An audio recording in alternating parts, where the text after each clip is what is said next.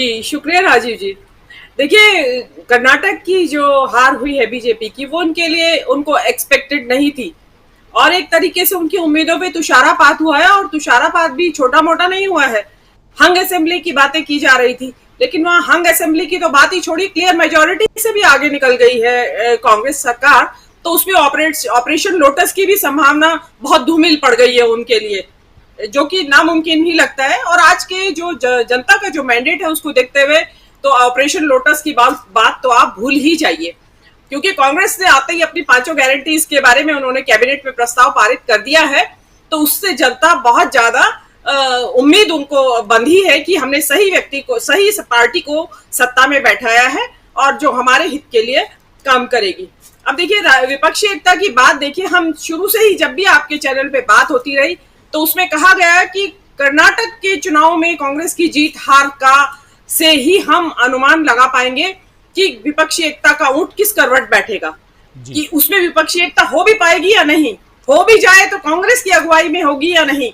तो उन सब चीजों के लिए कांग्रेस का जीतना कर्नाटक में बहुत जरूरी था और वो कांग्रेस जीत गई है। और देखिए, डेफिनेटली कांग्रेस के जीतने से एक जो उसके जो एक समीकरण कहते हैं जिसको, वो समीकरण जो है वास्तव में कांग्रेस के पक्ष में आ गए हैं। अब चाहे अनचाहे उनको कांग्रेस का, सभी विपक्षियों को कांग्रेस की अगुवाई को स्वीकार करने के लिए मजबूर होना पड़ेगा। देखिए, और उसमें रही सही कसर ये केजरीवाल सरकार, जो दिल्ली की सरकार है, उसका जो सुप्रीम कोर्ट का निर्णय आया था उससे वो लोग बड़े उत्साहित थे कि चलिए हम अपनी सरकार को अपने बलबूते से अपने हिसाब से चलाएंगे।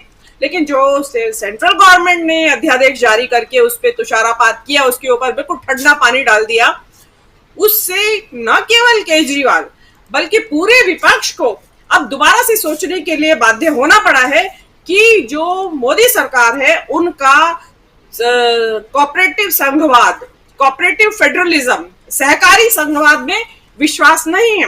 वो राज्यों को साथ लेके चलने के पक्ष में नहीं है, वो राज्य केंद्र के साथ साथ राज्यों पे भी खुद शासन करना चाहते हैं, चाहे वहां विपक्षी सरकारों का शासन हो या ना हो।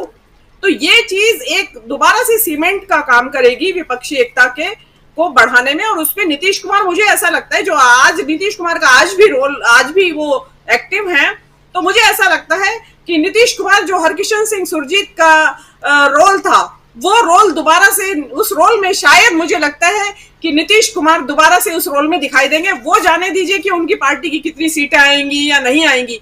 देखिए, इस तरीके की जहां अबोला है कई विपक्षी पार्टियों के बीच में, बोलचाल भी नहीं है, तो उसमें इस तरह के मीडिएटर की जरूरत पड़ती है। और नीतीश कुमार मृदुभाषी भी हैं और राजनीति के तो धुरंधर खिलाड़ी हैं ही। जी राजीव जी।